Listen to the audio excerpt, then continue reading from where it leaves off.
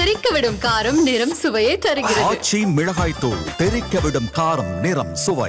என் personal லைஃப்ல நான் நிறைய பிரச்சனை அனுபவிச்சிருக்கேன். இன்னும் சொல்ல போனா ஒரு நகையை நான் இழந்திருக்கேன், ஒரு இடத்த நான் இழந்திருக்கேன். எங்களுக்குன்னு நான் வாங்கின சொத்து எதுவுமே இல்லாமல் இன்னைக்கு நான் நிற்கிறேன். என் அப்பா அம்மா முன்னாடியே நான் அசிங்கப்பட்டு இன்னைக்கு நான் நிற்கிறேன். என் குடும்பத்தார் முன்னாடி நான் அசிங்கப்பட்டு நிற்கிறதுக்கான என் மாமியார் மட்டும்தான். இப்போ வரதட்சணை கொடுமையினால் செத்துட்டாங்க, பிள்ளை இருக்கு, நாங்கள் என்ன செய்யறது? என் பிள்ளைக்காண்டி நான் உசுரோட இருந்து ஆகணுன்ற நிலைமையில நாங்களாம் இருக்கிறோம். நம்மளுக்குன்னு ஒரு குழந்தை ஆயிடுச்சு, நம்ம கணவர் இருக்காரு, இந்த விட்டுட்டு போயிட்டாங்க, இந்த பிள்ளை வேணாண்டு வந்துருச்சு, எல்லாத்தையும் சகிச்சு போகிறது தான் பெண்ணு, இப்படியே பேசி பேசியே எங்களை வாழ வச்சிடுறாங்க. நாங்களுக்கு அதுக்கு ஏற்ற மாதிரி நாங்கள் வாழ்ந்துக்கிட்டே போயிடுறோம். எங்களால் முடிஞ்ச அளவு நாங்கள் ஃபேஸ் பண்ணுவோம்னா, அதுக்கு மீறி முடியலன்னா டிவோர்ஸ்ன்னு போகிறாங்க. அதை வச்சு எங்களை ரொம்ப மிரட்டுறாங்க. எங்களால் இது நாங்கள் எதிர்பார்க்குறத நீங்கள் போட மாட்டீங்க, அப்போ டிவோர்ஸ் பண்ணிக்கிறோம் அப்படின்றாங்க. இன்னைக்கு படிக்கிறவங்க தான் நிறைய முட்டாள்தனமான சில வேலைகள் செய்கிறாங்க. ஏன் அப்படின்னா படிக்கும் போதே நிறைய நம்மளால் ஒரு சஜஷன் எடுக்க முடியும் அப்படின்றது தெரியுது. எல்லாத்துக்குமே சஜஷன் எடுக்க முடியாது, ஒரு உயிருக்கு ஒரு சஜஷன் எடுக்கிற நிலைமைக்கு அவங்க வந்து தள்ளப்படுறாங்க. பண வெறி, அந்த வெறியில தான் அந்த பொண்ணை அநியமாக சாவடிச்சிருக்காங்க. இத்தனை லட்சம் செலவு பண்ணி கல்யாணம் பண்ணி வைக்க தெரிஞ்ச உங்க அம்மா அப்பாங்களுக்கு உங்களுக்கு வாழ்க்கையில் ஒரு பிரச்சனைனா அதை சரி செய்ய மாட்டாங்களா? எதுக்கு சாகணும்? எனக்கு வேணாம் போடா அப்படின்னு சொல்லிட்டு டார்ச்சர் படித்த பொண்ணு தானே அந்த பொண்ணு. அந்த மாதிரி டார்ச்சர் பண்ணால் கூட இப்போல்லாம் திருப்பி பொம்பளைங்க அடிக்கிற காலமா இது? ஃபஸ்ட்டு மேரேஜுக்கு முன்னாடி நல்ல விதமாக பேசுகிறாங்க, எங்களுக்கு எதுவும் வேண்டாம், பொண்ணு மட்டும் போதுன்னு. மேரேஜ் ஆனதுக்கப்புறம் எங்களுக்கு இது செய்யலை அது செய்யலை, நீங்கள் என்னத்தை கொண்டு வந்தீங்க, என்னத்தை கொண்டு வரல, இந்த உனையை கட்டுறதுக்கு அவங்கள கட்டியிருந்தா கூட நல்லா போட்டிருக்காங்க அப்படின்னு பேசுவாங்க. இது பேசவே கூடாதுங்கண்ணா. இன்னும் 100 வருஷம் ஆனாலும் இந்த வரதட்சணை கொடுமை மட்டும் என்னைக்குமே மாறாது.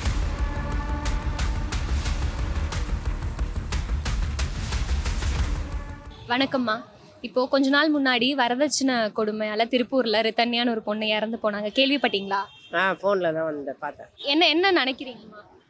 இப்போ இந்த காலத்துலேயும் இந்த மாதிரி இருக்காங்கன்றத மனுஷால் அது அப்போ தான் அந்த மாதிரிலாம் சொல்லுவாங்க. மாமியார் கொடுமை, இந்த மாதிரி மாமனார் இந்த மாதிரி பண்ணுறாங்கன்னு. இப்போ இந்த காலத்துலேயும் எப்படின்னா, அப்போ அவங்க பணத்துக்கு ஆசைப்பட்டு ஒரு வாழ்க்கை போச்சு அதை நினைக்கல, ஒரு பொண்ணோட உயிர் போச்சுன்னு நினைக்கல, பணத்துக்கு மட்டும்தான். அப்போ என்ன பண்ணணும், அவங்கள அப்படி நிற்க வச்சு 3 பேரையும் சுட்டணும். கன்று என் கையில் கொடுத்து காவல்துறை அவங்கள சுடுமானா நான் சுடுவேன். அந்த மாதிரி ஜென்மெல்லாம் இருக்கக்கூடாது. ஒரு 300 சவரன்றதுமா இப்போல்லாம் ஒரு சவரமே 1 லட்ச ரூபாய்க்கு வந்துடுது. 300 சவரம் போடுறாங்க. இதுக்கு மேலே அவனுக்கு என்ன பணம் வெறி அவனுக்கு? அப்படிப்பட்ட ஜென்மம் இருந்தால் என்ன சேர்த்தேன், உயிர் போயிடுச்சு, இனிமேல் வருமா? இனிமேல் வராது, அவ்வளோதான். போனவன் பணம் எவ்வளோனாலும் சம்பாதிக்கலாம், வாழ்க்கை பிரச்சனை இல்லைம்மா. அந்த பொண்ணு எவ்வளோ கற்பனை பண்ணியிருக்கோம், எவ்வளோ ஆசையாக இருந்திருக்கோம், அதை எவ்வளோ டார்ச்சர் பண்ணியிருப்பாங்க பாரு. அது 28 நாளில் இறந்து போயிடுதுண்ணா.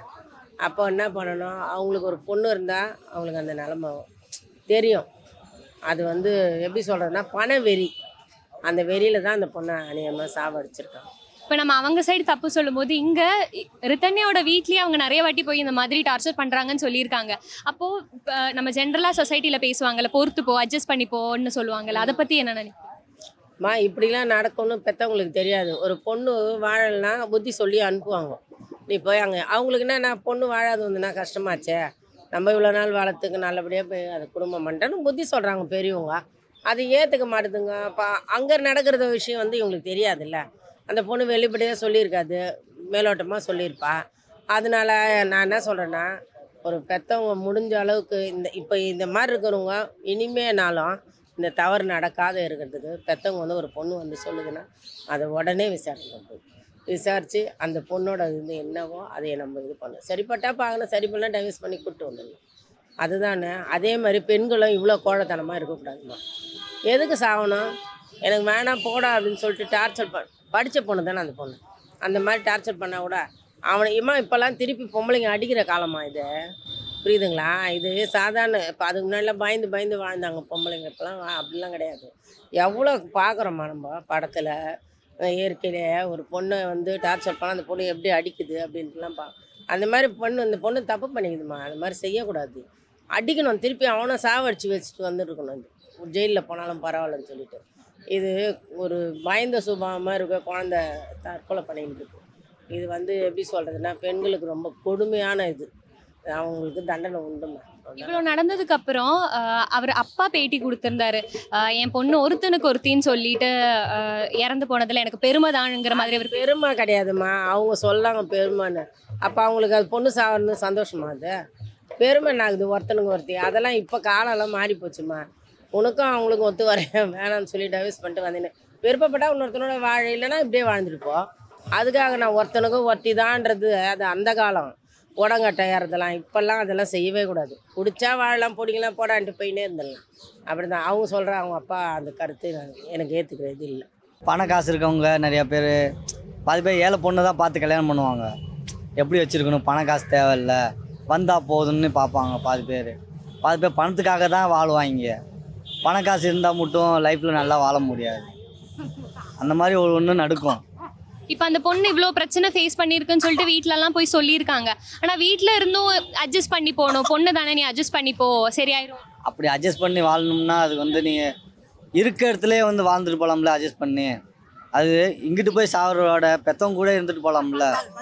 ஏன் அதுக்கு நீங்கள் போய் சித்திரவதை பண்ணிட்டு பணம் கொடுங்க நகை இவ்வளோதும் செஞ்சு ஒருத்தங்களுக்கு ஒரு டிவியோ ஒரு பைக்கோ வாங்கி கொடுத்துருந்தானோ அவன் பொண்டாட்டியை தங்கம் மாதிரி காப்பாற்றி வச்சுருப்பான். 70 லட்சம் கார் வாங்கி கொடுத்துட்டு இந்த மாதிரி தங்கத்தட்டில் வச்சுருக்க பொண்ணை போய் கொண்டு போய் இந்த மாதிரி சித்திரவதை பண்ணால் அப்பயும் நகை பணம் மேலே தான் ஆசை.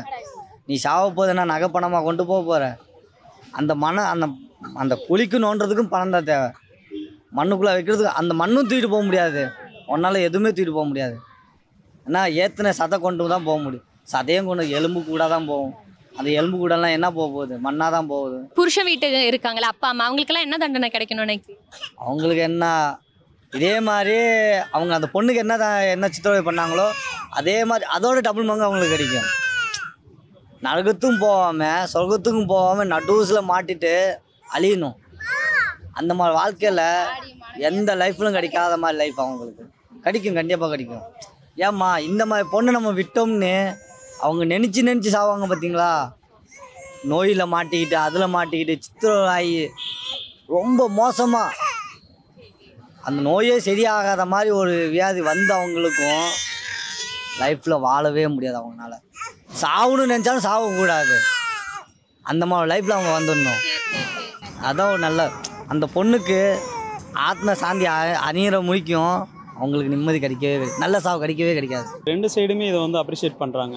யார் 2 பேருன்னு கேட்டிங்கன்னா, பொண்ணுடைய அம்மா அப்பாவும் அதை அப்ரிஷியேட் பண்ணுறாங்க, அதை மாப்பிள்ளையுடைய அம்மா அப்பாவும் அதை வாங்கிக்கணும்னு நினைக்கிறாங்க. ஆக்சுவலாக இது 2 பேருமே பண்ணுறது தப்பு தான். ஏன்னா அவங்க 2 பேரும் வாழ்கிறது இங்கே பணம் காசு வச்சுக்கிட்டா தான் சந்தோஷமாக வாழணும்னு நினைக்கிறது அடிப்படையில் அது தவறு. ஏன்னா இங்கே லவ் மேரேஜ் பண்ணுறவங்களாகட்டும், இல்லை பேசிக்காக பணம் காசு இல்லாதவங்களாகட்டும், அவங்களும் கணவன் மனைவியாக வாழ்ந்து ஒரு நல்ல வாழ்க்கை வாழ்ந்துட்டு தான் இருக்காங்க. அப்படியான கீழ்மட்ட நிலையில் இருக்க மக்கள் எல்லாம் நினச்சி பார்த்து இவங்களும் அந்த அளவுக்கு பெருசாக நம்ம கொடுத்தா தான் ஹாப்பியாக வாழுவாங்க அப்படிங்கிற ஒரு நிலையில் வைக்கிறதுக்கான சூழ்நிலையை உருவாக்குறதை இவங்களாக தான் நான் நினைக்கிறேன். ஸோ அது பேசிக்காக அது தப்பு தான். அதை க்ரியேட் பண்ணுறது இவங்க தான். அந்த மாதிரியான ஒரு சூழ்நிலையை உருவாக்கி கொடுக்கறதுனால அவங்களுக்கு பணம் காசு மேலே உள்ள பற்று தான் அதிகமாக இருக்குமே தவிர அவங்க ஒருத்தர் புரிஞ்சுக்கிட்டு ஒரு அண்டர்ஸ்டாண்டிங்காக லைஃப்பை மூவ் பண்ணணும் அப்படிங்கிற ஒரு புரிதல் இல்லாமலே வாழ்க்கையை நடத்திட்டு இருக்காங்கன்னு தான் தோணுது. அப்போ இப்படி ஒரு சிச்சுவேஷன் வரும்போது எல்லாருக்குமே அரேஞ்ச் மேரேஜ்னாலே ஒரு பயங்கிற ஒரு பாயிண்ட் வருது இல்லையா? ஸோ இப்படி ஒரு நடந்திருக்கு. பொண்ணு வீட்டில இருந்து பொண்ணு ஒரு கல்யாணம் ஆன ஒரு 10 நாள்லேயே போயிட்டு வீட்டில் சொல்லியிருக்காங்க இந்த மாதிரி டார்ச்சர் நடக்குதுன்னெலாம் சொல்லிட்டோம். பொண்ணு வீட்டிலேருந்து நீ அட்ஜஸ்ட் பண்ணிப்போ, பொறுத்துப்போங்கிற மாதிரி பேசியிருக்காங்க. இப்போவும் அந்த மாதிரி பேசுகிறாங்கங்கிறது அது ஒத்துக்கிட்டு அதுக்கேற்ற மாதிரி டிசிஷன் எடுக்கணுங்கிறது ஒன்று இருக்கு இல்லையா? ஆமாம், இது ஆக்சுவலாக இப்போ பொண்ணு அப்படி சொல்லியிருக்காங்க அப்படின்னா பேசிக்காகவே இந்த நம்ம கூட பொண்ணுங்களாக இருந்தாலும் சரி பசங்களாக இருந்தாலும் அந்த நம்ம படிக்கிற எஜுகேஷன் மாதிரி ஆஃப்டர் லைஃப் நம்ம ஒரு மேரேஜ் லைஃபோ இல்லை வெளியில் உள்ளவங்கள்ட்ட எப்படி பேசணும் அப்படிங்கிற பேசிக் திங்ஸ் எல்லாம் அவங்கக்கிட்ட நம்ம சொல்லி கொடுத்தே வளர்க்கணும். ஏன்னா இப்போ நம்ம ஃபேமிலியோடையே அப்பா அம்மா கூடயே இருந்து வளர்ந்தவங்க அவங்க திடீர்னு இன்னொரு ஃபேமிலிக்குள்ளே போயிட்டு அவங்க கூட இமிடியேட்டாக அடாப்ட் ஆகணுன்றது கண்டிப்பாக சாத்தியம் இல்லாத ஒரு விஷயம். அப்படின்றப்ப சின்ன சின்ன ப்ராப்ளம்ஸ் அந்த மாதிரிலாம் வரையில் இவங்க ஒன்று அக்செப்ட் பண்ணிக்க ரெடியாக இருக்கணும். அக்செப்ட் மீன்ஸ் இன்னொரு ஃபேமிலிக்குள்ள வந்திருக்கிறோம், கொஞ்சம் அண்டர்ஸ்டாண்டிங்கில் வரதுக்கு நமக்கு டைம் எடுக்கும் அப்படிங்கிறத இவங்க புரிஞ்சுக்கணும். அதே சேம் டைம் அவங்க அப்பா அம்மாவும் அதை கொஞ்சம் அவங்க லேர்ன் பண்ணுற மாதிரி சொல்லி கொடுத்துருக்கணும். அந்த மாதிரியான ஒரு மிஸ் அண்டர்ஸ்டாண்டிங்லாம் இந்த மாதிரியான சின்ன சின்ன தவறுகள் நடக்கிறது. ஆக்சுவலாக இதில் நம்ம அவர் மேலேயும் தவறு சொல்ல முடியாது, இந்த பொண்ணு மேலேயும் தவறு சொல்ல முடியாது. சமூகத்தில் அந்த மாதிரியான ஒரு பொதுவான விஷயங்களை இன்னும் நிறையா எல்லாருக்கிட்டையும் உருவாகணும்னு நினைக்கிறேன். அந்த மியூச்சுவல் அண்டர்ஸ்டாண்டிங் வரணும். அது இருந்தால் இந்த மாதிரியான ஒரு பெரிய தவறு நடந்திருக்காதோன்னு தோணுது. இப்போ அந்த பொண்ணு இறந்து போனதுக்கு அப்புறம் அவங்களோட அப்பா ஒரு பேட்டியில சொல்லியிருந்தாரு, ஒருத்தனுக்கு ஒருத்தின்னு சொல்லிட்டு தான் என்னோட பொண்ணு கடைசியா இறந்து போயிருக்காங்க, அதுவே எனக்கு பெருமை தான் சொல்லியிருக்காரு. இல்லை, அது கண்டிப்பாக ஒரு நல்ல விஷயம்தான். பட் வந்து அதையும் தாண்டி நிறையா விஷயங்கள் இருக்குது. ஏன்னா இப்போ எல்லாம் வாழ்கிற எல்லாருமே ஒருத்தருக்கு ஒருத்தராக தான் வாழ்ந்துட்டு இருக்காங்க. நம்ம அதுக்குள்ளே உள்ளே போனோன்னா அது வேறு விதமாக போயிடும். ஆக்சுவலாக எல்லாருமே அந்த மாதிரி தான் வாழ்ந்துட்டு இருக்காங்க. அதையும் மீறி வாழ்க்கையில் நிறைய விஷயங்கள் இருக்குது. அதை நல்லா அண்டர்ஸ்டாண்ட் பண்ணிட்டு வாழணும். ஏன்னா இந்த ஒரு விஷயம் நம்ம ரொம்ப பெருமைப்படுறோம் அப்படின்றத வச்சு மட்டுமே வாழ முடியாது. இப்போ நிறைய இடத்துல அதை நம்ம ஒரு சில விஷயங்கள்லாம் ஓப்பனாக பேச முடியாது. ஏன்னா எவ்வளோ வழி தோய்ந்த மக்கள்லாம் அப்படி வந்து கணவன் கூட வாழ முடியாமையோ, கணவன் வந்து மனைவி கூட வாழ முடியாமையோ, ஒரு சில நல்ல ஒரு உறவுகளை தேடி போகணுன்ற ஒரு ஆசை பாசம்லாம் ஏற்படும். அது ரொம்ப ரேர், எல்லாருக்கும் அப்படி சொல்ல முடியாது. ஸோ அந்த மாதிரி இடத்துல இவங்க இப்படி இருந்திருக்காங்கன்னா உண்மையிலேயே பெருமையான விஷயம் தான். இல்லை, பட் அந்த இடத்துல அவங்க இவ்வளோ ஃபேஸ் பண்ணியிருக்காங்கும் போது வீட்டில் வந்து சொல்லி டைவர்ஸ் வாங்குறதுங்கிறது தப்பான விஷயம் கிடையாதுல்ல. அவ்வளோ அவங்க சூசைட் வரைக்கும் போயிருக்காங்கன்னா கண்டிப்பாக அவங்க அவ்வளோ ஃபேஸ் பண்ணியிருப்பாங்க அந்த வீட்டில். ஸோ அப்போ அவர் இந்த மாதிரி ஒருத்தனுக்கு ஒருத்தின்னு சொல்லிட்டு அந்த பொண்ணை இழந்ததுக்கு அப்புறம் சொல்றதுல யூஸ் இல்லை. கரெக்டு தான். அது வந்து முன்னாடியே அது அந்த பிரச்சனையோடைய வீரியம் எந்த அளவுக்கு போயிருக்கு என்னன்றது அவர் பிஃபோராகவே அது வந்து இப்போ ஃபஸ்ட் அட்டம்ப்ட்லேயே தான் சொன்னாங்களா என்னென்னு அதை ஃபுல் நியூஸாக நான் கேள்விப்படலை. ஆக்சுவலாக வந்து அவங்க சொன்னோன்னே அதை வந்து சரி என்ன ஏதுன்னு கொஞ்சம் நிதானமாக உட்காந்து அதை பேசியிருக்கணும். மேபி இதான் அவங்க ஃபஸ்ட்டு மேரேஜ் பண்ணி கொடுத்து அவங்களோட எக்ஸ்பீரியன்ஸ் எல்லாமே ஆஃப்டர் மேரேஜ் எல்லாருக்குமே ஒரு புது அனுபவம் தான். ஸோ இந்த மாதிரி மகன் வந்து சொல்கிறான்னா அவங்க என்ன நினச்சிருப்பாங்க, சரி ஏதோ நம்ம வீட்டிலேருந்து அங்கே போயிருக்கா, சின்ன சின்ன பிரச்சனைகள் வர்றது இயல்பு தான், அதனால் இனிமேல் போகிற காலத்தில் சரியாயிருமா, ஒரு ஃபேமிலினா இப்படி தான் இருக்கும் அப்படின்னு சொல்லி அனுப்பிச்சிருக்கலாம். அதோடைய அங்கே நடந்ததுடைய சுச்சுவேஷன் என்னலாம் அப்படின்றத அந்த பொண்ணுக்கு தான் தெரிஞ்சிருக்கும். அதனால் அதை அவங்க தாங்கிக்க முடியாமல் நம்ம அம்மா அப்பாவும் இப்படி சொல்லிட்டாங்களே அப்படின்னு சடனாக அந்த முடிவுக்கு வந்துட்டாங்க. ஸோ இனி இருக்கும் காலங்களில் அந்த மாதிரியான ஒரு ப்ராப்ளம்ஸ்லாம் வந்தாலும் கூட அதை வந்து அம்மா அப்பாக்கிட்டையும் ஷேர் பண்ணணும். அந்த ப்ராப்ளத்துடைய டெப்த்து ஆழமாக இவங்ககிட்டையும் சொல்லணும். அதில் உள்ள ஆழம் என்னன்றதை அம்மா அப்பாவும் தெரிஞ்சுக்கணும். அம்மா அப்பாவும் தெரிஞ்சுக்கிட்டு சரி ஃபர்தராக அதுக்கு என்ன பண்ணலாம் அப்படிங்கிறத வந்து அதை இமிடியேட்டாக வந்து ஆக்ஷன் எடுக்கணும். ஒரு பொண்ணுக்கு வந்து என்னன்னா சம்பாதிச்சு அந்த பணம் வந்து அவங்க வீட்டுக்கு தான், அதாவது ஹஸ்பண்டோட வீட்டுக்கு மட்டும்தான் செலவு பண்ணணும்னு நினைக்கிறாங்க. ஆனால் கணவன் வந்து எவ்வளோ சம்பாதிச்சாலும் அவங்க அப்பா அம்மா கொடுக்கலான்னு நினைக்கிறாங்க. இதுதான் என்னை பொறுத்தவரை வரதட்சணைக்கான இதுன்னே நினைக்கிறேன். பையன்னா அவன் வந்து ஃபுல் அண்ட் ஃபுல் சம்பாதிக்கிறது அப்பா அம்மாவுக்கு தான். அவங்களோட மனைவி கொண்டு வரதெல்லாம் அவங்க அப்பா அம்மாவுக்கு, அவங்க குடும்பத்துக்காக. இப்போ ஒரு இடம் வாங்கினாலும் அது அவங்க குடும்பத்துக்காக அவங்க இடம் வாங்குகிறோம், நகையை கொடுன்னு கேட்குற உரிமை இருக்குது. அந்த உரிமை யார் கொடுத்தா? எங்கள் அப்பா அம்மா சம்பாதிச்சு எங்களுக்கு நகை போடுறாங்க. எதுக்காண்டி போடுறாங்க? நாங்கள் நகை போட்டு ஒரு கல்யாணத்துக்கு போகணும், ஒரு 4 விசேஷத்துக்கு போகணுன்றதுக்காக தான். ஆனால் அந்த நகையை வாங்கி அவங்க இடம் வாங்குறதுக்கோ, அவங்க சொத்து சேர்க்கறதுக்கோ, அவங்க பிள்ளைகளுக்கு ஒன்று பண்ணணும்னா பெற்றவங்களும் அவங்க பண்ணணும். எங்களோட நகையை வாங்கக்கூடாது, எங்கள் நகையில் கை வைக்கக்கூடாது. ஆனால் எங்கள் நகையை வாங்குறதுக்கான உரிமை இருக்குது. இதை போலீஸ் ஸ்டேஷனில் கம்ப்ளைண்ட் கூட கொடுக்க முடியலை. நான் கொடுத்துருக்கேன், நான் என் பர்சனல் லைஃப்பில் நான் கொடுத்துருக்கேன். கம்ப்ளைண்ட் எடுக்க மாட்டுறாங்க. நீ உன் புருஷனுக்கு கொடுத்தது, கல்யாணம் ஆனதுக்கப்புறம் உன்னோட எல்லாமே உன் புருஷனுக்கு தான் சொந்தம்னு சொல்கிறாங்க. இது எந்த வகையில் நியாயம்? இதுக்கான சட்டம் எப்படி இருக்குன்னு தெரியல. ஆனால் இது வந்து நம்ம ஊரில் மட்டும்தான் இந்த சூழ்நிலை இருக்குது. வெளிநாட்டில் அவங்கவுங்க சம்பாதிப்பாங்க, பர்சனல் லைஃப்பில் ஹஸ்பண்ட் ஒய்ஃப்னு இருப்பாங்க, சேர்ந்து தான் பார்ப்பாங்க. ஒரு கட்டத்துக்கு மேலே அப்பா அம்மாவை பார்த்துக்க மாட்டாங்க. நான் வந்து எல்லா பையனோட அப்பா அம்மாவுக்கும் சொல்கிறேன், நீங்கள் வந்து கஷ்டப்படுறீங்களா, உண்மையிலே கஷ்டப்படுறீங்களா, 1000 ரூபா 2000 ரூபா கொடுத்து உதவி பண்ணலாம். ஆனால் தான் மையன் சம்பாதிக்கிறது அத்தனையுமே தனக்கு மட்டும்தான் சொந்தம். பொண்டாட்டின்றவ வேலை செய்கிறதுக்கு ஒரு வேலைக்காரியாக மட்டும்தான் இருக்கிறான்னு நினைக்கிற மனப்பான்மை என்னைக்கு மாறுதோ அன்னைக்கு தான் இந்த வரதட்சணை கொடுமை வந்து மாறும். இது நான் ஏன் இவ்வளோ தூரம் நான் ஆதங்கமாக சொல்கிறேன் அப்படின்னா, ஒவ்வொருத்தவங்களும் மருமகளை வேலைக்காரியாக மட்டும்தான் வைக்கிறாங்க. அவள் சம்பாதிச்சு வீட்டை பார்க்கணுமா, தான் மையன் சம்பாதிக்கிறத மொத்தமாக அவங்க வாங்கிடுவாங்களாம். மையன் சம்பாதிக்கிற 10,000 ரூபா காசு அவங்க வீட்டுக்கு போயிடும். அந்த பொண்ணு சம்பாதிக்கிற 10,000 ரூபா காசை வச்சு தான் அவன் குடும்பத்தையே நடத்துகிறானா? அவன் ஆம்பளையா? நான் கேட்குறேன். அவன் ஒரு ஆணுன்னு சொல்கிறதுக்கு என்ன தகுதி இருக்குது அவனுக்கு? அவன் வந்து அவன் 10,000 சம்பாதிக்கிறான், இந்த பிள்ளை ஒரு 8,000 கூட சம்பாதிக்கும். ஆனால் 8,000 வச்சு தான் குடும்பம் நடக்குது. அவன் சம்பாதிக்கிற 10,000 ரூபா அம்மா அப்பாவுக்கு மட்டும்தான் போகுதுன்னா அது நியாயம் கிடையாது. நாங்கள் இதே மாதிரி நானும் சம்பாதிக்கிறது என் வீட்டுக்கு தான் கொடுப்பேன்னு சொன்னால் கொடுக்க விடுவாங்களா? கண்டிப்பாக எந்த அப்பா அம்மா கொடுக்க விட மாட்டாங்க, எந்த புருஷனும் கொடுக்க விட மாட்டாங்க. என் பர்சனல் லைஃப்பில் நான் நிறைய பிரச்சனை அனுபவிச்சிருக்கேன். இன்னும் சொல்லப்போனால் ஒரு நகையை நான் இழந்திருக்கேன், ஒரு இடத்த நான் இழந்திருக்கேன். எங்களுக்குன்னு நான் வாங்கின சொத்து எதுவுமே இல்லாமல் இன்றைக்கி நான் நிற்கிறேன். என் அப்பா அம்மா முன்னாடியே நான் அசிங்கப்பட்டு இன்னைக்கு நான் நிற்கிறேன். என் குடும்பத்தார் முன்னாடி நான் அசிங்கப்பட்டு நிற்கிறதுக்கான என் மாமியார் மட்டும்தான். இப்போ வரதட்சணை கொடுமையினால் செத்துட்டாங்க. பிள்ளை இருக்குது, நாங்கள் என்ன செய்கிறது? என் பிள்ளைக்காண்டி நான் உசுரோடு இருந்து ஆகணுன்ற நிலைமையில நாங்களாம் இருக்கிறோம். உசுரோட இருக்கிறோம் அவ்வளோதானே தவிர நாங்கள் நடப்பணமாக தான் வாழ்ந்துட்டு இருக்கிறோம். எல்லா மாமியாருமே அப்படி தான் பண்ணுறாங்க. 180% பெண்களுக்கு பெண்கள் தான் எதிரின்னு சொல்லுவாங்க. அது 100% உண்மை. எது மாறுதோ மாறலையோ அந்த மாமியார் மட்டும் என்றைக்குமே மாறவே மாட்டாங்க. இப்போ திருமணத்துக்கு பிறகு நீங்கள் புது வீட்டுக்கு போனோன்னே என்ன மாதிரி பிரச்சனைகள்லாம் நீங்கள் ஃபேஸ் பண்ணுறீங்க? இப்போ நீ சமைக்கணும்னு சொல்கிறாங்களோ அது தாராளமாக செய்யலாம். எல்லாருக்கும் நீ தான் சமைக்கணும். சரி மருமக நான் வந்து ஒரு பொறுப்பு. இப்போ இது நாள் வரைக்கும் அந்த பொண்ணு வந்து சும்மா நார்மலாக வீட்டில் வேலை செய்யாமல் கூட இருப்பாள். ஆனால் அதுக்கப்புறம் அவள் வேலை செய்கிறான்னா இது வந்து காமனாக எல்லாரும் பண்ணுறது தான். ஆனால் ஒரு ஆணுக்கு இது மாதிரி என்ன சொல்கிறாங்க?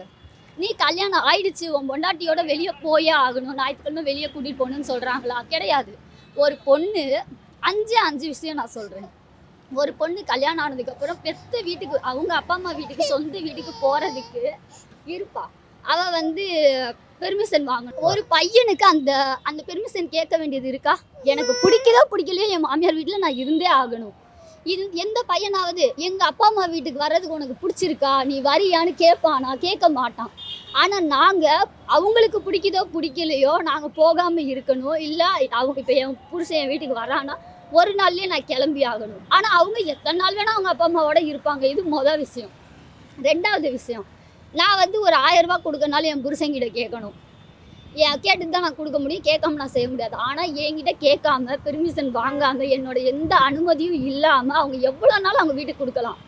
சம்பள காசில் கொடுக்குறாங்க, சரி பரவாயில்ல. வண்டி புக்கு அடகு வச்சு கொடுப்பாங்க, லோன் போட்டு அவங்க வீட்டுக்கு கொடுப்பாங்க. அப்படி அவங்க அப்பா அம்மாவை காப்பாற்றுவாங்க. ஆனால் நாங்கள் எதுவுமே சொல்ல முடியாது. அப்படி மீறி நாங்கள் கேள்வி கேட்டால் ஒரே ஒரு வார்த்தை தான் சொல்லுவாங்க, இது ஏன் காசு, ஏன் சம்பளம், நான் என் அப்பா அம்மாவுக்கு கொடுக்க தான் செய்வேன்னு சொல்லுவாங்க. இது 2வது. 3வது, எந்த வீட்டில் இந்த கொடுமை நடக்கும்னு எனக்கு தெரியாது. மாமனார் மாமியாரோட ஒரே ரூம்லேயே இருக்க வேண்டிய சூழ்நிலை நிறையா பேருக்கு இருக்குது. எந்த புருஷனாவது ஏன் பொண்டாட்டி உங்களோட இருக்க மாட்டான்னு சொல்கிறாங்களா? இல்லை மாமியாருன்றவங்க கல்யாணம் ஆயிடுச்சுப்பா, இதுக்கப்புறம் நீ இப்படி இங்கே இருக்கக்கூடாதுப்பா, கல்யாணம் ஆன பையன் நீ வீட்டுக்கு போன்னு யார் சொல்கிறாங்க? ஒரு பையனுக்கு கல்யாணம் ஆனதுக்கப்புறம் என்ன சட்டம் இருக்குது? ஒரு பொண்ணுக்கு நீ சமைக்கணும், நீ பொட்டு வைக்கணும். இந்துஸில் பொட்டு வச்சா நீ கருப்பு பொட்டு வைக்கக்கூடாது, சிகப்பு பொட்டு தான் கல்யாணத்துக்கு அப்புறம் வைக்கணும். வளையல் போடணும், மஞ்சள் போட்டு குளிக்கணும், பூ வைக்கணும். அந்த பொண்ணுக்கு பிடிக்குதோ இல்லையோ கொலுசு போடணும், பூ வைக்கணும், வளையல் போடணும்லாம் இருக்குது. நிறைய ரூல்ஸ் இருக்குது. கல்யாணம் அந்த பையனுக்கு என்ன சார் இருக்குது? இந்த ஒரு கேள்விக்கு பதில் யாராலையும் சொல்ல முடியலை. இன்னைக்கு வரைக்கும் எனக்கு அதுக்கு பதில் கிடைக்கல. இப்போ இந்த மாதிரி பூந்த வீட்டுக்கு போய் வரதட்சணை பிரச்சனையால் பாதிக்கப்படுற பெண்களுக்கு அதுலேருந்து மீண்டு வர என்ன செய்யணும்னு நினைக்கிறீங்க? அவங்க தனியாக என்ன கேட்டால் படித்த பொண்ணாக இருந்தாலும் சரி, படிக்காத பொண்ணா இருந்தாலும் சரி, அவ ஒரு வேலை பார்த்து சம்பாதிக்கிற ஒரு நிலைமையில இருந்தானா அவ யார் தயவும் இல்லாம இருக்க முடியும்? எனக்கு தெரிஞ்சு உங்க படிக்கலையா, நான் படிக்காதவ, நான் என்ன செய்ய முடியும் அப்படி நினைக்காம உங்களோட தகுதிக்கு என்ன வேலை கிடைக்குதோ, படிக்காத பெண்களுக்கு எவ்வளோ வேலை இருக்கு, சின்ன சின்ன வேலை எந்த வேலை கிடைக்குதோ செய்யுங்க. ஒரு 2000 3000 மாச சம்பளம்னு வாங்குங்க. உங்க கையில தனிப்பட்ட முறையில காசு வைங்க. அதுதான் நான் சொல்ற ஒரே தீர்வு. நம்ம கையில் பணம் இருந்தால் நம்ம யாரையும் எதிர்பார்க்க வேண்டியது. செகண்ட் ஒன், சூசைடுன்ற தாட்டுக்கு போகாமல் தன்னோட அப்பா அம்மா கிட்ட சொல்லணும். வெளியில் வந்து இந்த இப்போ தான் கல்யாணம் ஆகி 1 மாதம் தான் ஆயிருக்கு, அதுக்குள்ளே பிரச்சனைன்னு வந்துட்டா, அதுக்குள்ளே பஞ்சாயத்துன்னு வந்துட்டா, சொந்தக்காரங்க அப்படி தான் சொல்லுவாங்க, அப்பா அம்மாவே அப்படி தான் சொல்லுவாங்க. ஆனால் உங்களுக்கு என்ன பிரச்சனைன்றதை உங்கள் அம்மா கிட்ட சொல்லுங்கள். வெளிப்படையாக அவங்கக்கிட்ட பேசுங்க. அவங்கக்கிட்ட பேசுனதுக்கப்புறம் உங்களுக்கு என்ன தீர்வுன்றது இது பண்ணுங்கள். இல்லை உங்களுக்கு ஒரு நெருக்கமான ஃப்ரெண்டு இருக்காங்க, நிறையா வருஷம் உங்களுக்கு பழக்கம், நல்ல ஃப்ரெண்டு அப்படின்னா அவங்கக்கிட்ட அட்வைஸ் பண்ணுங்க. ஃபஸ்ட்டு நீங்கள் மனசு விட்டு வெளியே பேசுங்க. இப்போ தான் கல்யாணம் ஆகிருக்கு, அதுக்குள்ளே பிரச்சனையான்னு கேட்குற யாரை பற்றி நீங்கள் யோசிக்காதீங்க. உங்களோட பிரச்சனையை நீங்கள் தான் சரி பண்ண முடியும். நீங்கள் சரி செஞ்சால் மட்டும்தான் உங்கள் வாழ்க்கையில் நீங்கள் முன்னேற முடியும். ஒரு பெண்ணுக்கு ஒரு கல்யாணம் தான், அந்த இதையே விட்டுருங்க. அது சரியில்லையா, அடுத்ததை நம்ம பார்க்கலாம். ஒரு ட்ரெஸ்ஸு வாங்குகிறோம், நம்மளுக்கு சைஸு பத்தலை, ஆல்ட்ரேஷன் பண்ணுறோம். அது மாதிரி தான் வாழ்க்கை துணை சரியில்லைன்னா சரி செய்ய முயற்சி பண்ணலாம். முயற்சி பண்ணியும் நம்மளுக்கு ஃபிட் ஆகலைன்னா அதை தூக்கி எறிகிறதுல தப்பே இல்லை. இதுதான் இந்த காலத்துக்கு பெண்களுக்கு நான் சொல்கிற ஒரு விஷயமா இருக்கும். அப்போ பெண்களுக்கு வந்து ஒரு பிரச்சனை வருதுன்னா அதுலேருந்து இப்போ நிறைய பெண்கள் வந்து டைவர்ஸ் அப்படின்ட்டு போகிறாங்க. இப்போ அது சரின்னு நினைக்கிறீங்களா? ஃபஸ்ட்டு வந்து நான் இப்போ சொன்ன எக்ஸாம்பிள் தான் சார். ஃபஸ்ட்டு ஆல்ட்ரேஷன் பண்ணணும். ஏன்னா நம்ம ஃபிட் ஆகலை, பிடிச்சி தான் நம்ம வாங்கியிருக்கோம். அதே மாதிரி தான் கல்யாணமும் பிடிச்சி தான் நம்ம பண்ணுறோம். நம்ம ஆல்ட்ரேஷன் பண்ணணும், நம்ம அவங்கள முயற்சி பண்ணணும், நம்ம அவங்க சரி பண்ணுறதுக்கு. இல்லை நம்மளுக்கு இது பிடிக்கல, இது பிடிச்சிருக்கு, இதை செய்யுங்க அப்படின்னு சொல்லி நம்ம சொல்லணும். சொல்லியும் திருந்தாதவங்கள நான் வந்து சும்மா அவங்கள திருத்தறக்காண்டி நம்ம கிடையாது. திருந்தலை அப்படின்ற கட்டத்தில் பெரியவங்களை வச்சு நம்மளாம் முடிவெடுக்காமல் ஃபஸ்ட்டு பெரியவங்களை வச்சு முயற்சி பண்ணலாம். அப்பயும் உங்களுக்கு ஒத்து வரல, அவங்களோட இருந்தால் உங்களோட வாழ்க்கை நாசமாக போகும்னு உங்களுக்கே தெரிகிற பட்சத்தில் நீங்கள் டிவோர்ஸ் வாங்குறது தப்பு கிடையாது. பொதுவாக பெண்கள் இன்றைக்கி இருக்க காலகட்டத்தில் எல்லோரும் நல்லா படிச்சிருக்காங்க, நல்ல நாலேஜாக இருக்காங்க. ஆனால் இந்த மாதிரி வரதட்சணை பிரச்சனையில் மாட்டிக்கிட்டு அவங்க ஒரு நெகட்டிவாக ஒரு முடிவு எடுக்கிறத எப்படி பார்க்குறீங்க? ஃபஸ்ட்டு வந்து அவங்க வீட்டை பற்றி, அவங்க அப்பா அம்மாவை பற்றி 4 பேர் என்ன சொல்லுவாங்க, இதைத்தான் ஃபஸ்ட்டு யோசிக்கிறாங்க. ஏன்னா இது எல்லாருமே என் ஃப்ரெண்ட்ஸே நிறையா பேர் சொல்லியிருக்காங்க, நானே நிறையா பேர்கிட்ட சொல்லியிருக்கேன். இப்போ தான் கல்யாணம் ஆகிருக்கு, அதுக்குள்ளே பிரச்சனையான்றது தான் கேள்வி வருது. அந்த கேள்வி கேட்ட உடனே நம்ம வந்து ஒரு பொண்ணாக அவங்க ரொம்ப டிப்ரெஷன் ஆகிடுறாங்க. இப்போ தான் கல்யாணம் பண்ணியிருக்கோம், அதுக்குள்ளே இப்படி ஆயிடுச்சு, இதுக்கப்புறம் நம்ம லைஃப் அவ்வளோதான் முடிஞ்சிருச்சுன்ற ஒரு கட்டத்தில் தான் அவங்க இந்த மாதிரியான ஒரு முடிவு எடுக்கிறாங்கன்னு நான் நினைக்கிறேன். ஆனால் அது மட்டுமே லைஃப் கிடையாது. ஒரு மேரேஜ் அது மட்டுமே லைஃப் கிடையாது. அதை தாண்டி எத்தனையோ இருக்குது. குழந்தைங்களோட தனியாக ஒரு பொண்ணாக அவங்க குழந்தைங்கள வளர்த்து அவங்க இருக்கிறவங்கள எத்தனையோ பேர் நம்ம பார்த்துருக்கோம். நம்ம அம்மாவை யோசித்து பார்த்தாலே நம்மளுக்கு அந்த வந்து சூசைடுன்ற ஒரு நினப்பு வராது. அவங்க படாத கஷ்டமாக அவங்கள கல்யாணம் பண்ணி கொடுக்குறதுக்கு எவ்வளோ கஷ்டப்பட்டுருப்பாங்க, அதை நீங்கள் கண்ணால் பார்த்துருப்பீங்க. இப்போ எப்படி வளர்த்தாங்க, எவ்வளோ கஷ்டப்பட்டு வளர்த்தாங்கன்னு நம்மளுக்கு தெரியாமல் கூட இருக்கலாம். ஆனால் ஒரு காலேஜில் சேர்க்கறதுக்கு, நம்மளை படிக்க வைக்கிறதுக்கு எந்த அளவு கஷ்டப்பட்டுருப்பாங்கன்னு நம்மளுக்கு தெரியும். ஏன்னா அப்போ நம்ம ஒரு தெரிஞ்சுக்கிற வயசு நம்மளுக்கு வந்திருக்கோம், அது நம்ம தெரிஞ்சிருப்போம். கல்யாணத்துக்கு எவ்வளோ கடன் வாங்கியிருப்பாங்க, எவ்வளோ அந்த நகை சேர்க்கறதுக்கு. உங்கள் 100 பவுனே போட்டு கல்யாணம் பண்ணட்டுமே, அந்த 100 பவுன் சேர்க்க அவங்க எவ்வளோ கஷ்டப்பட்டுருப்பாங்க. பணக்காரங்க ஏழை யாருமே அவங்க கஷ்டப்பட்டு தானே சம்பாதிக்கிறாங்க. அதை ஒன்று அவங்க நினச்சி பார்த்தாலே அவங்களுக்கு சூசைட் தாட் வராது. இத்தனை லட்சம் செலவு பண்ணி கல்யாணம் பண்ணி வைக்க தெரிஞ்ச உங்கள் அம்மா அப்பாங்களுக்கு உங்களுக்கு வாழ்க்கையில் ஒரு பிரச்சனைனா அதை சரி செய்ய மாட்டாங்களா? தற்கொலைக்கு போகிறதுக்கு முன்னாடி ஏன் இதை யோசிக்க மாட்டுறாங்கன்றது தான் என்னோட கேள்வியாக இருக்குது. ஏன்னா லவ் பண்ணி கல்யாணம் பண்ணி போகிறவங்க கூட நல்லா தான் இருக்காங்க. இந்த 50 பவுன் போட்டு கல்யாணம் பண்ணுறோம், 100 பவுன் போட்டு கல்யாணம் பண்ணுறோன்ற பொண்ணுங்க தான் நிறைய நம்ம நியூஸில் பார்க்குறோம் இந்த மாதிரி சூசைட் பண்ணுறாங்க. அத்தனை லட்சம் செலவு பண்ணி தன்னோட பொண்ணை கல்யாணம் பண்ணி கொடுத்தா அவங்களால உங்களை உட்கார வச்சு பார்த்துக்க முடியாதா? அட்லீஸ்ட் ஒரு வருஷத்துக்கு அவங்களால பார்த்துக்க முடியாதா? உங்களுக்கு அடுத்து என்ன பண்ணணுன்றதை அவங்களால யோசிக்க முடியாதா? ஏன் அதை நினச்சி பார்க்க மாட்றாங்கன்றது தான் என்னோட மனசில் ஒரு கேள்வியாகவே இருந்துச்சு. இன்னைக்கு இருக்க இளைய தலைமுறை பெண்கள் என்ன மாதிரி இந்த இருக்கணும்னு நினைக்கிறீங்க? இந்த வரதட்சணை பிரச்சனையிலேருந்து விடுபட எந்த மாதிரி? ஃபஸ்ட்டு வந்து அவங்க வரதட்சணைன்றது மாமியாருன்றவங்க டேரெக்டாக மருமகிட்ட கேட்பாங்களா இல்லை அப்பா அம்மாட்ட கேட்பாங்களான்றது எனக்கு தெரியலை. ஆனால் அந்த வீட்டில் கஷ்டப்படுறது அந்த பொண்ணு தான், அந்த மருமகன்ற பொண்ணு தான். யார் கஷ்டப்படுறதாலும் சரி, புருஷனே சொன்னாலும் சரி, வந்து அப்பா அம்மா கிட்ட சொல்லுங்கள். அதுலேருந்து வெளியே வர்றதுக்கான, அந்த பிரச்சனையிலேருந்து வெளியில் வர்றதுக்கான என்ன முயற்சியோ அதை பண்ணுங்கன்னு தான் நான் சொல்லுவேன்.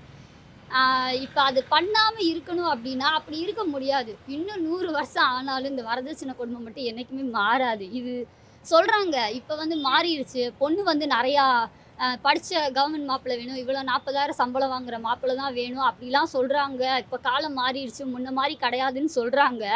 ஆனால் இன்னும் 50% எனக்கு தெரிஞ்ச வரையிலும் வரதட்சணை கொடுமை இருக்க தான் செய்யும். அந்த பொண்ணு வந்து படித்த பொண்ணாக இருக்குது. அது வந்து இந்த மாதிரி முடிவெடுத்தது வந்து எங்களுக்கு எல்லாத்துக்குமே கொஞ்சம் கஷ்டமாக தான் இருக்குது. அந்த பொண்ணு தைரியமாக வந்து வெளியில் வந்து அது காரில் வந்து அந்த பொண்ணு இது பண்ணியிருக்கு. அது காரில் வந்து வேறு ஏதாவது ஒரு போலீஸ் ஸ்டேஷனில் போய் கம்ப்ளைண்ட் பண்ணியிருக்கலாம், இல்லை ஏதாவது பண்ணியிருந்துருக்கலாம். டக்குன்னு இந்த முடிவு எடுத்தது எங்கள் யாருக்குமே அது ஏற்றுக்கிற மாதிரி இல்லை.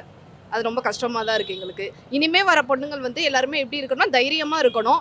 நல்லா எல்லாருமே படித்து தான் இருக்காங்க, படித்த பொண்ணுங்களாக இருக்காங்க. அதனால தைரியமாக வெளியில் சொல்லிவிட்டு எப்படி சொல்கிறது, அதை வந்து தைரியமாக ஃபேஸ் பண்ணணும். இந்த மாதிரி தப்பான முடிவு எடுக்கக்கூடாதுன்னு நாங்கள் சொல்லுவோம். இப்போ காலங்காலமாக இந்த வரதட்சணை கொடுமைன்றது தொடர்ந்து நிகழ்ந்துக்கிட்டே இருக்குது.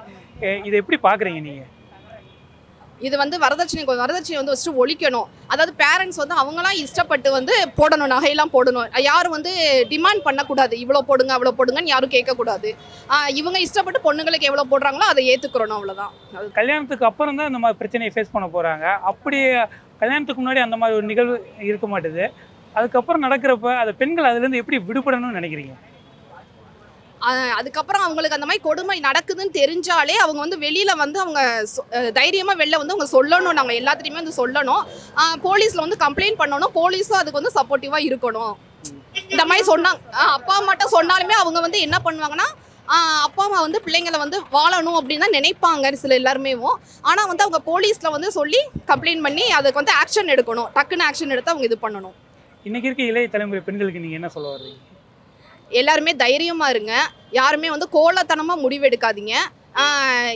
வெளியில் வந்து ஃபஸ்ட்டு வந்து பேசுங்க, எல்லாத்தையும் உங்கள் ஃப்ரெண்ட்ஸ் சர்க்கிள்கிட்ட சொல்லுங்கள், போலீஸில் சொல்லுங்கள், எல்லாம் பண்ணுங்கள். இந்த மாதிரி கோலத்தனமாக முடிவு எடுக்காதீங்க, அதுதான் நான் சொல்லிக்கிற விரும்புகிறேன். பெண்கள் வந்து தைரியமாக இருக்கணும். ஃபஸ்ட்டு தைரியம் இருந்தால் எதையுமே ஃபேஸ் பண்ணலாம். எல்லாமே வந்து ஃபஸ்ட்டு அப்பா அம்மாட்ட வந்து எதையுமே உண்மையை பேசி பழகணும். எதையும் மறைக்கிறனால தான் எனக்கு ஒரு உயிரே போயிருக்குது. அந்த பொண்ணு எல்லாத்தையும் ஓப்பனாக அவங்க பெற்ற தாயிட்ட சொல்லியிருந்தா எவ்வளோ பிரச்சனை வந்திருக்காது. தைரியமாக இவங்களே ஸ்டேஷன் போயிருக்கலாமே, எப்படி கம்ப்ளைண்ட் மூலமாக தான் போய் பண்ண போகிறாங்க.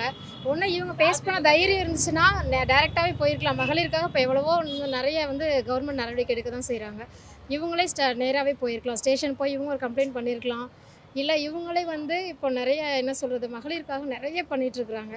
அதில் எத்தனையோ ஆப் இருக்குது, அதில் ஏதாவது ஒன்று போட்டிருந்தா கூட ஏதாவது ஹெல்ப் பண்ணியிருக்கலாம். அவங்க இந்த வரதட்சணை கொடுமை வந்து காலங்காலமாக நடந்துக்கிட்டே இருக்குது. இதுக்கு ஒரு தீர்வு என்ன நினைக்கிறீங்க? கண்டிப்பாக வந்து ஃபஸ்ட்டு வந்து பெண்கள் திருந்தினாலே அடுத்து நம்மளும் ஒரு மாமியார் ஆகிறோம். மருமகளாக இருந்தால் மாமியார் ஆகிறோம்.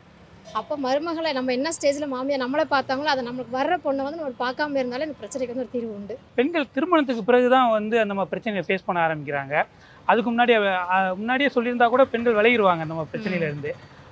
திருமணத்துக்கு பிறகு நடக்கிறதுனால அதுலேருந்து அவங்க வந்து எந்த மாதிரி விஷயங்கள்லாம் நமக்கு நடக்குது, இதுலேருந்து மீண்டு வரதுக்கு நம்ம என்ன பண்ணலாம் அப்படின்ற உங்கள் பார்வையில் நீங்கள் என்ன சொல்ல? இப்போ தான் ஸ்கூல் காலேஜஸ் எல்லாமே வந்து சொல்லிக் கொடுத்து தான், விழிப்புணர்வு சொல்லிக் கொடுத்து தான் பிள்ளைங்களை வளர்க்குறாங்க. பெண்களை வந்து அதை வந்து அவங்க என்ன செய்யணும் அப்படின்னா, ஃபஸ்ட்டு வந்து இப்போ ஒரு ஃப்ரெண்டுகிட்டையோ எல்லாமே ஓப்பனாக பேசினாலே வந்து கொஞ்சம் ரிலாக்ஸேஷன் கிடைக்கிது அவங்களுக்கு. இதை அவங்க செஞ்சாலே வந்து எதனாலும் ஓப்பனாக பேசினாலோ இல்லை தனக்குன்னு ஒரு முடிவை தானே எடுக்கிற ஒரு மனதைரியம் ஃபஸ்ட்டு பெண்களுக்கு வேணும். அது இருந்தாலே சரியாகலாம். இப்போ பொதுவாக பெண்கள் எல்லாருமே நல்லா படிச்சிருக்காங்க, ஓரளவுக்கு நாலேஜாக இருக்காங்க. ஆனால் படித்த பிள்ளைகளே சில தவறுகள் பண்ணுறத எப்படி பார்க்குறீங்க நீங்கள்? இன்றைக்கி படிக்கிறவங்க தான் நிறைய முட்டாள்தனமான சில வேலைகள் செய்கிறாங்க. ஏன் அப்படின்னா படிக்கும் போதே நிறைய நம்மளால் ஒரு சஜஷன் எடுக்க முடியும் அப்படின்றது தெரியுது. எல்லாத்துக்குமே சஜஷன் எடுக்க முடியாது, ஒரு உயிருக்கு ஒரு சஜஷன் எடுக்கிற நிலைமைக்கு அவங்க வந்து தள்ளப்படுறாங்க. ஒரு நெகட்டிவாக யோசிக்கிற பெண்களுக்கு நீங்கள் என்ன சொல்ல வர்றீங்க? நெகட்டிவாக ஃபஸ்ட்டு நீங்கள் வெளியில் வாங்க. எத்தனையோ உலகத்தை வந்து ப்ராட் உலகம்தான். ஒரே குறுகிய மனப்பான்மையோடு இல்லாமல் வெளியில் வந்து உலகத்தை பார்த்தோன்னால நம்மளுக்கு கற்றுக்கலாம் நிறைய விஷயங்கள். நம்மளுக்கு தெரியாததா இவ்வளோதான் அப்படின்னு நினைக்கக்கூடாதுல்ல. வெளியில் வந்து நிறைய பேரை பார்க்கும்போது நம்ம நிறைய விஷயங்கள் கற்றுக்கிட்டு மோட்டிவேட் பண்ணுறதுக்கான சில காரியங்கள் நம்ம தான் ட்ரை பண்ணி அதை எடுத்துக்கணும். பெண் வந்து திருமணமாகி பூந்த வீட்டுக்கு போனதுக்கப்புறம் என்னென்ன பிரச்சனைகளை ஃபேஸ் பண்ணுறாங்க? ஃபஸ்ட்டு அவங்களோட அட்மாஸ்பியர் எல்லாமே மாறும். பெத்த வீட்டில் இருந்தவோட எல்லா அட்மாஸ்பியருமே இப்போ போகிற இடத்துல வந்து டோட்டலாக இருக்கவே இருக்காது. அதை வந்து நம்ம பெண்களுக்கு வந்து சின்ன பிள்ளைங்க சொல்லிக் கொடுத்து தான் வளர்க்கணும். இப்போ காலேஜ் போகிறாங்க, நம்மளை விட்டு கடந்து போகிறாங்கன்னா அங்கே உள்ள அட்மாஸ்பியர் வேறு மாதிரி இருக்கும், ஸ்கூலில் ஒரு அட்மாஸ்பியர் வேறு மாதிரி இருக்கும். அப்போ நம்ம சொல்லணும், இங்கே போனால் அப்படி தான்ப்பா, எல்லாமே சொல்லி கொடுத்து நம்ம வளர்த்தோம் அப்படின்னா அதை ஃபேஸ் பண்ணுறக்கூடிய கொஞ்சம் மனநிலைமையாக அந்த பிள்ளைங்களுக்கு வரும். இப்போ இன்றைக்கி இருக்க இளைய தலைமுறை பெண்கள், குறிப்பாக வந்து கல்யாணம் ஆகக்கூடிய பெண்கள், கல்யாணமான பெண்களுக்கு நீங்கள் என்ன சொல்ல வர்றீங்க? அவங்க ஃபஸ்ட்டு வாழ்க்கையை தானே முடிவெடுக்கிற நிலைமையில இருக்கிற இப்போ எல்லா பிள்ளைங்களும் அந்த முடிவுக்கு வந்துட்டாங்க. ஆனால் ஃபஸ்ட்டு அது ஒன்று நல்ல கேரக்டர் தான். அது முடிவெடுக்கலாம், ஆனால் சுற்றியுள்ளவங்களோட சஜஷனை கேட்கணும். இது சரியா, நான் எடுத்திருக்க முடிவு சரியா தப்பா அப்படின்னு சொல்லி அவங்க கேட்டு அதை செஞ்சாங்கன்னா எல்லாமே கொஞ்சம் கரெக்டாக அமைகிறதுக்குரிய வாய்ப்புகள் உண்டு. சொல்லப்போனால் வரதட்சணைன்றது ரொம்ப தப்புங்கண்ணா. அவங்க ஒருத்தவங்க வசதியாக இருப்பாங்க, ஒருத்தவங்க வசதி இல்லாமல் இருப்பாங்க. அவங்க போடுறத ஏற்றுக்கிட்டு வாழ்கிறதா மனசுத்தனம். இல்லாததை நீங்கள் இதை தான் கொடுக்கணும் அப்படின்னா எங்கே போகிறது? நாங்களாம் ஒன்றுமே பண்ண முடியாது. அவ்வளோதான். கல்யாணத்துக்கு அப்புறம் தான் நம்ம பிரச்சனையை ஃபேஸ் பண்ணுறாங்க. அதுக்கு முன்னாடி இதெல்லாம் அவங்க சந்திக்கிறது இல்லை. இல்லாட்டி முன்கூட்டியே அப்படி சந்திச்சா அவங்க விளையிடுவாங்க. ஆமாம். கல்யாணத்துக்கு அப்புறம் தான் கொஞ்ச நாள் கழிச்சு அப்புறம் அந்த மாதிரி வரதட்சணை சம்மந்தமாக பிரச்சனை வர்றப்ப பெண்கள் அதுலேருந்து எப்படி விடுபடணும்னு நினைக்கிறீங்க? அது நீங்கள் வரதட்சணைன்றதை இவங்க முன்னாடியே பேசிட்டா நம்ம அந்த விருப்பத்தை சொல்லிடலாம். நாங்கள் இவ்வளோ தான் போட முடியும், இல்லைன்னா போட முடியாது. நீங்கள் உங்களுக்கு தகுந்த மாதிரி எவ்வளோ நகை இதுக்கு போடுறாங்களோ நீங்கள் அவங்கள பார்த்து மேரேஜ் பண்ணிக்கோங்க, எங்களை விட்டுருங்க, நாங்கள் பேசலாம். இவங்க வந்து ஃபஸ்ட்டு மேரேஜுக்கு முன்னாடி நல்ல விதமாக பேசுகிறாங்க, எங்களுக்கு எதுவும் வேண்டாம், பொண்ணு மட்டும் போதுன்னு. மேரேஜ் ஆனதுக்கப்புறம் எங்களுக்கு இது செய்யலை அது செய்யலை, நீங்கள் என்னத்தை கொண்டு வந்தீங்க, என்னத்தை கொண்டு வரல, இந்த உனையை கட்டுறதுக்கு அவங்கள கட்டியிருந்தா கூட நல்லா போட்டிருக்காங்க அப்படின்னு பேசுவாங்க. இது பேசவே கூடாதுங்கண்ணா. அவ்வளோதான் எங்களுக்கு தெரியும். பொதுவாக வந்து கல்யாணத்துக்கு அப்புறம் பெண்கள் வந்து என்னென்ன பிரச்சனையை ஃபேஸ் பண்ணுறாங்க? ஒரு புகுந்த வீட்டில் போய் ஏகப்பட்ட பிரச்சனைங்கண்ணா. ஒரு பக்கத்து கணவரை சமாளிக்கணும், இன்னொரு பக்கத்து மாமியார் மாமனாரை சமாளிக்கணும், நாத்தனார்களை சமாளிக்கணும், நம்மளுக்கு தகுதிக்கு ஏற்ற மாதிரி தான் நம்ம செய்ய முடியும். அதுக்கு மீறினா நம்ம எங்கே போகிறது, எங்கேயும் போய் வாங்க முடியாது. எங்களால் முடிஞ்ச அளவு நாங்கள் ஃபேஸ் பண்ணுவோம்னா, அதுக்கு மீறி முடியலன்னா டிவோர்ஸ்னு போகிறாங்க. அதை வச்சு எங்களை ரொம்ப மிரட்டுறாங்க. எங்களால் இது நாங்கள் எதிர்பார்க்குறத நீங்கள் போட மாட்டீங்க, அப்போ டிவோர்ஸ் பண்ணிக்கிறோம் அப்படின்றாங்க.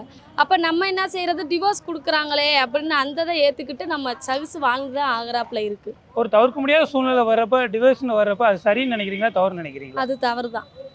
எதனால் அப்படி சொல்கிறீங்க?